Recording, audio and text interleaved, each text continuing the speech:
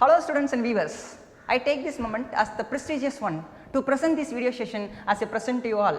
This is K. Venkatesan from Department of Physics, Bharathidhasanar Matric Higher Secondary School, Arakkonam.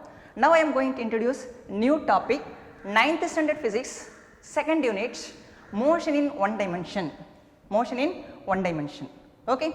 The first I am going to introduce rest. What is meant by rest? See, already you know very well this concept. Rest is nothing but, let us consider any one object. For example, table, chair, book, duster, anything. Without external agency or external field acting on the body, in this object does not change or do not change that position. Okay. So that is rest. When a body does not change its position with respect to its surrounding, this body we are calling at rest. Okay. For example, see here, tools lying on the floor, bench in the box, books on the table is a good example for rest. Again say definition for rest. Rest is nothing but when a body does not change that position with respect to surrounding. For example, tree, house, etc. Okay, this is the definition for length. The next one is motion. See, this is the motion. No, when an object moves one point to another point with respect to surrounding, trees, etc. See, the good definition for motion is, listen here, when a body changes with respect to surrounding, for example, tree, then house, etc. Okay, this is a good definition for motion. Same idea students, define motion when an object, it can be moves or body changes one point to another point with respect to surrounding. This is called definition for motion. Okay. The next one is scalar quantity. This is a very important 2-mark question. Scalar quantity. Any physical quantity can be expressed in terms of only magnitude. So in this quantity we are calling scalar quantity. Any physical quantity, length, mass, time, etc. it can be explained only magnitude, there is no direction. So this is called a vector quantity, that means scalar quantity. The scalar quantity is nothing but any physical quantity can be expressed in only magnitude. So this quantity we are calling scalar quantity. See the scalar quantity example, length, mass, time. See length, mass, this one is mass example, next one is length, the next one is time. This is a good example for scalar quantity. So scalar quantity is nothing but any physical quantity can be expressed in terms of only magnitude. See the scalar quantity which are expressed in magnitude only, this is called scalar quantity. Example, length, mass, time, etc. Okay. The next one is vector quantity. See, listen here, vector quantity. The vector quantity is nothing but the any physical quantity can be expressed in terms of magnitude as well as direction. So this is called vector quantity. Okay, see here the definition for vector quantity, in physical quantity which are expressed in magnitude as well as direction. Magnitude as well as direction. So this is called a vector quantity. The good example for vector quantity, see here, displacement, velocity, acceleration, force, momentum, impulse, all the things under vector quantity. The vector quantity possesses magnitude as well as direction. See here, distance, this is the velocity, this is the acceleration. The good example for vector quantity. Say Rahul, define vector quantity. Yes, vector quantity is nothing but any physical quantity can be expressed in terms of magnitude as well as direction. Okay. So example, displacement, this is the magnitude as well as direction. Velocity also magnitude as well as direction. Time, that means acceleration, it is one type of vector quantity. Okay. See next one is representation of a vector. Already we know that vector quantity is nothing but any quantity or any physical quantity can be expressed in terms of magnitude as well as direction. So this is called vector quantity. No. So how to represent the vector quantity? See, listen here. The representation of vector quantity is nothing but a vector quantity can be expressed by an arrowhead. Arrowhead. See the diagram.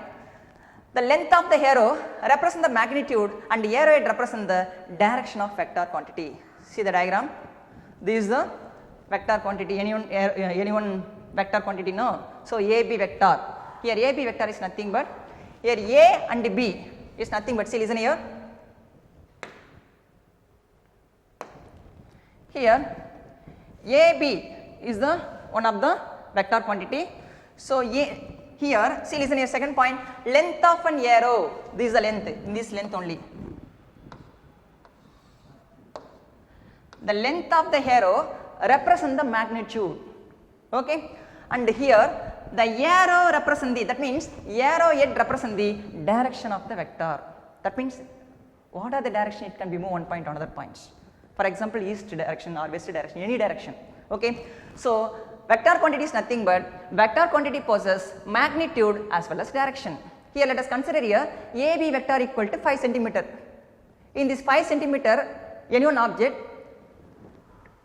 towards west direction or towards east direction. Here 5 centimeter is nothing but, see here 5 centimeter nothing but magnitude of the vector.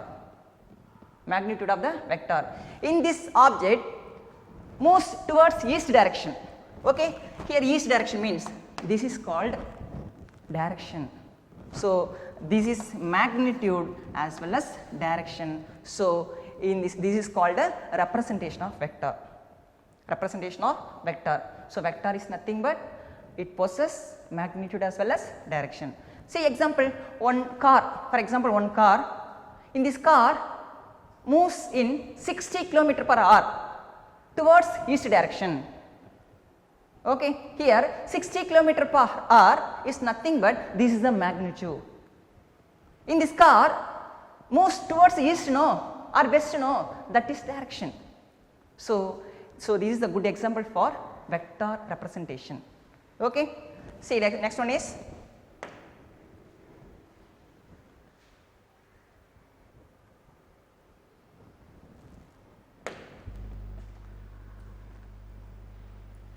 the common terms related to moving bodies.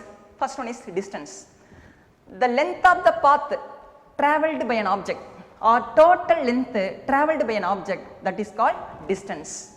See here, the length of the path travelled by a body in certain interval of time, that is called distance. Okay, distance is a scalar quantity. Why is that distance a scalar quantity? See, listen here. Already we know that distance is nothing but in this object tends to move any direction. See, for example, in this object moves in this direction or this direction or this direction, any direction. Next one is problem, one simple problem. Assume your school is located 2 km. How many kilometers? 2 km. Assume your school is located 2 km, is given data 2 km away from your home. Okay. And morning you are going to school and evening you come back school or come back home. This is the entire trip. What is the distance travelled and displacement covered? Here asking distance and displacement. Here asking distance and displacement. Okay. See here solution. First your starting point, your home. Dear students, your starting point, your home. To come to school 2 km. Distance between home and school is 2 km. You are asking the questions, what is the distance? What is the distance? What is the distance travelled and displacement covered? Distance and displacement. To find the distance and displacement. Okay. Here total distance, what is value? This is the starting point, no, in your home. This is the ending point. So total distance 2 km. So first your starting point home. So this is covered 2 km. This is the 2 km. Then after you are going to school, how many kilometer? 2 km. Then come back in your home, no. So again you covered 2 kilometers. Okay, see, listen here. Home to school 2 km. School to home 2 km. So total distance is 4 km. So here distance or total distance 4 kilometer. Total distance is 4 kilometer. The next question, displacement is covered. How many displacement? How much value?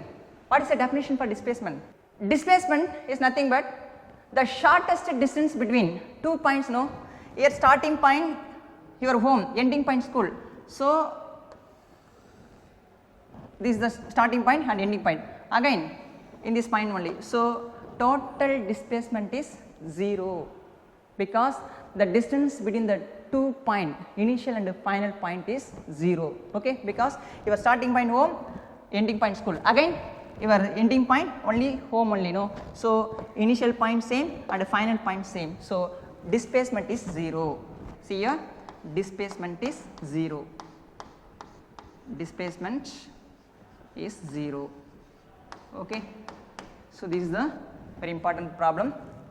Dear students, I hope you all would have enjoyed this class and I believe that it will satisfy your thirst of knowledge. Thank you.